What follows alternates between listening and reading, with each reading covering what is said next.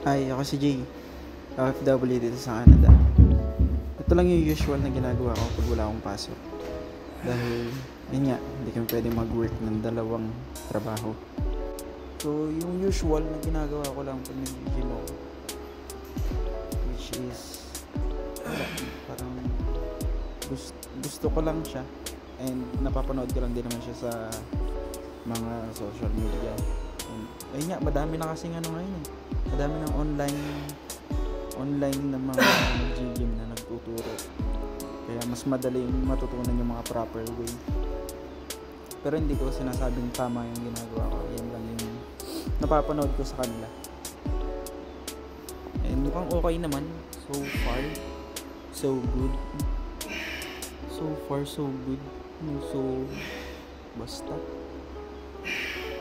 Hindi naman ako masyadong gym is life, ano lang, dad bod, ganun. Kasi pag nagkita kami nung baby ko na hindi niya ako kilala,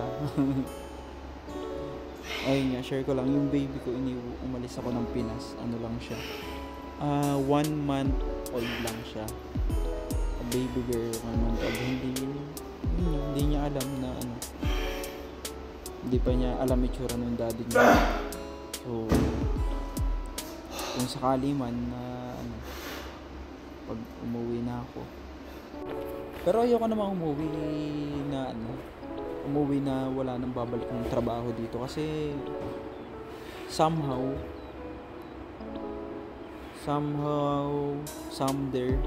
somewhere else, hindi. Ayoko umuwi ng alam mo yun. Ang hirap kasing magtrabaho ulit sa Pinas eh. Magbaback to zero ako magtrabaho sa Pinas. Parang hindi ko carry na eh. Kasi totoo naman, medyo okay naman yung pinagkita dito. Ayun nga, kung wala ka naman masyadong utang, makakaipon ka man sadya. Kaya hindi ko carry ng Pinas tapos magtrabaho ulit ako. Back to zero. Kaso kung wala akong choice, syempre back to zero talaga. Kaya nga habang may pag-asa pa, may buhay, may pag-asa, basta tama. So yan lang yung mga ginagawa kong exercise. Ayun na nga, yung baby ko nga, hindi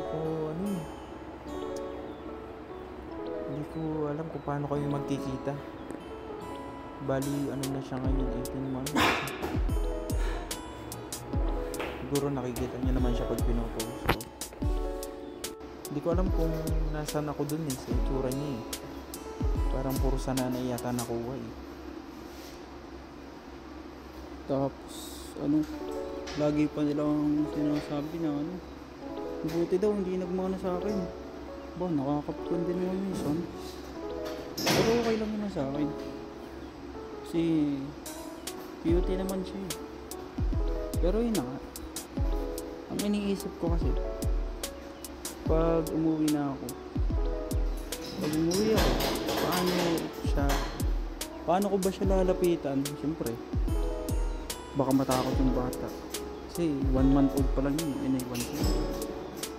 Baka matakot. May mga napapanood din kasi ako sa internet na wala, hindi kilala nung baby yung daddy niya pag umuwi na kasi nga yan yun, hindi siya kalala. 1 month old pa lang.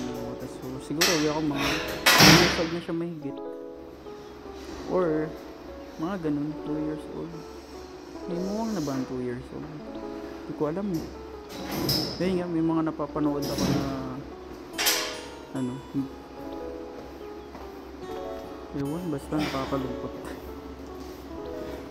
Hindi kilala yung daddy. Ewan, pero pag nag-video call kami siya, bagay, iba pa rin naman talaga pag personal. So, siguro kailangan kong bumawi sa kanya. Pero natutuwa ako kasi ang first baby ko ay babae. Parang sweet kasi ang babae sa daddy. Kaso wala nga ako. Paano magiging sweet? Siguro pag nag 2 years old na siya, 3.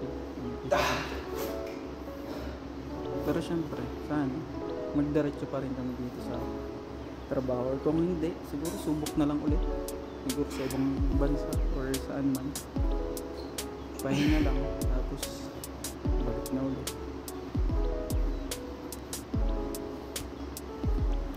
Subok na lang ulit pag hindi pinalad, pero sana nga mabago pa ang tadhana. Kasi nga, basta pag tinignan nyo sa ang mga news about dito, di ba, makikita nyo nga sa TikTok, may mga nauwi na, nandito na yung anak, asawa, nag-aaral, pero uwi pa din kasi nga dahil nga sa mga pabago-bago dito. Gaya namin, na kami, endangered species kami dito na basta ayun na nga. Tapos nagwo-workout pala ako.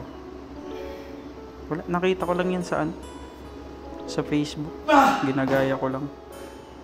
Mukha naman siyang effective kasi lumalakas ako kumain, kaya parang effective siya.